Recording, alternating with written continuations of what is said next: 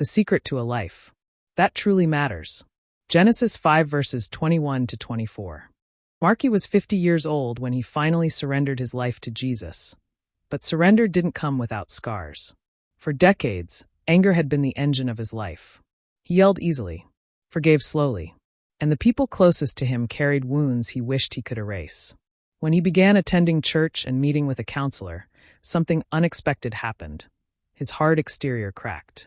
One day, sitting in a small room with the afternoon light pouring through the window, Marky lowered his head into his hands. His voice trembled. "I've wasted so many years, so many," he whispered. "I don't have much time left. I want whatever's left to mean something. I want to live well, but I don't know how." Those words haunted him. Every night he prayed the same question. "Lord, how do I live the rest of my life in a way that matters?" Yet the answer didn't come from a sermon or a conversation. It came from a place he never expected, a genealogy. One quiet evening, heart heavy and searching, Marky opened his Bible to Genesis and began reading the long list of Adam's descendants. He almost closed the book out of boredom. Every line sounded the same: name, age, death. But as he continued, the repetition gripped him. Altogether, name. Lived a total of number, years, and then he died. Over and over. Verse 8, verse 11, verse 14, verse 17, verse 20, verse 27, verse 31. It sounded like a funeral bell ringing after each life.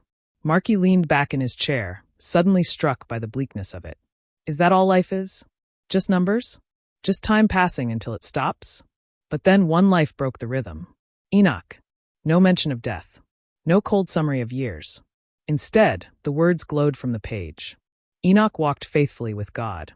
It was said twice, as if God wanted Marky to slow down and let it sink in. He felt something stir in his chest, hope, longing, something he hadn't felt in years. He remembered learning that walking is one of the Bible's most powerful metaphors. To walk means movement, step after step toward a destination. And spiritually, to walk with God means relationship, closeness, companionship. Enoch was the first described this way, a man whose life wasn't measured in years but in nearness to the Almighty. Noah was the same. He found favor in the eyes of the Lord and walked faithfully with him. The idea overwhelmed Marky. God isn't measuring my life by what I've done, but by whether I walk with him.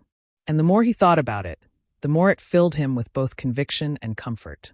The New Testament repeated that same invitation. Walk by the Spirit. Walk in love. Walk in the light. Walk in truth. Walk in obedience. Walk as Jesus walked. Walk, step by step, not in perfection but in direction. Marky's eyes filled with tears. For the first time in a long time, he didn't feel trapped by regret. He didn't feel defined by the years he had lost. He felt possibility. He felt grace.